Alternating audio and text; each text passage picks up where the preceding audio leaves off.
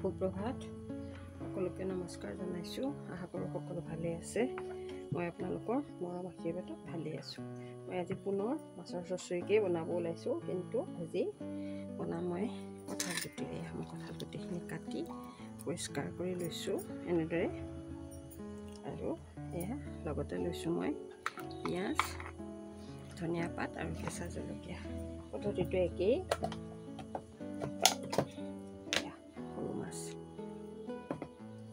প্ৰথমতে কঁঠাল গুটিখিনি দি দিছোঁ। কঁঠাল গুটিখিনি এনেদৰে দি দিছোঁ।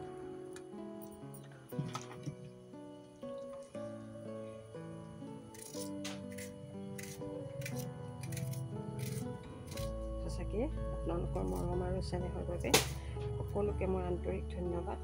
মই যেন জীয়াই থাকিবলৈ এটা সুবিধা পাইছোঁ, সেয়া আপোনালোকক ধন্যবাদ জ্ঞাপন কৰিছোঁ।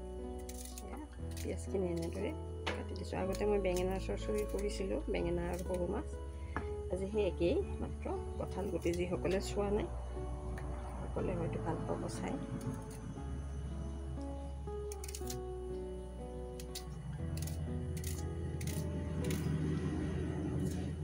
যিসকলে নতুনকৈ চাই আছে, যদি ভাল লাগে লাইক, শ্বেয়াৰ, কমেণ্ট আৰু ছাবস্ক্ৰাইব কৰিব। আৰু যিসকলে ইতিমধ্যে ছাবস্ক্ৰাইব কৰি মোক উৎসাহ যোগাইছে সেইসকলক মোৰ আন্তৰিক ধন্যবাদ জ্ঞাপন কৰিছোঁ। আৰু মোক মানসিকভাৱে হয়তো তেওঁলোকে যথেষ্ট সাহস দিছে। কেঁচা জলকীয়াকেইটাও মই এনেদৰে ফালি দিলোঁ।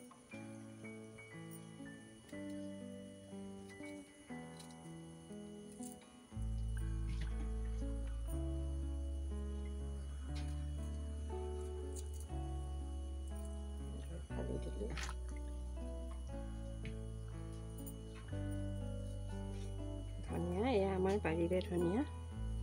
ধনিয়াখিনিও এনেদৰে কাটি দিলোঁ।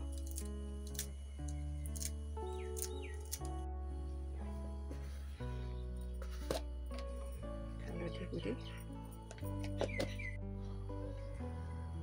ভালদৰে এনেদৰে সানি ল'ম মই হাতেৰে।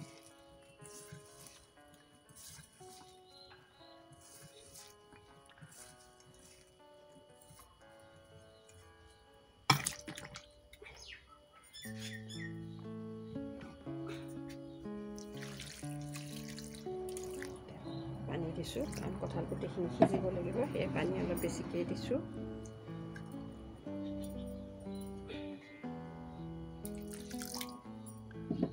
পানী আৰু দিম মই মিঠাতেল। চাওকচোন, মই মিঠাতেলৰ বটলটো তেল তেল হৈ যায় বাবে এনেকৈ পুৰণা মোজা এপাতেৰে এনেকৈ দি থৈছোঁ। মিঠাতেল দিছোঁ। এতিয়া কেৰাহীখন ঢাকনি মাৰি মই গেছত বহাই দিম। আপোনালোকক আকৌ লগ পাম। এয়া মই গেছত এনেদৰে চৰচৰিখিনি বহাই দিছোঁ। হোৱাৰ পিছত আপোনালোকক আকৌ লগ পাম, দেখুৱাম।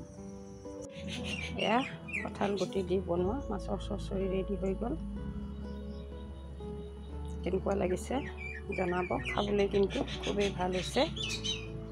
সকলোকে ভিডিঅ'টো শেষলৈ চোৱাৰ বাবে অনুৰোধ থাকিল।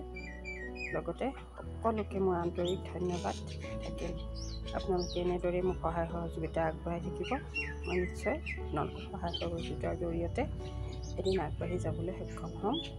আৰু মই যি মানসিক এটা হেৰিৰ মাজেৰে গৈ আছোঁ, তাৰ পৰাও নিশ্চয় ওলাই আহিবলৈ সাহস পাম। ভিডিঅ'টো সময় খৰচ কৰি চোৱাৰ বাবে সকলোকে ধন্যবাদ।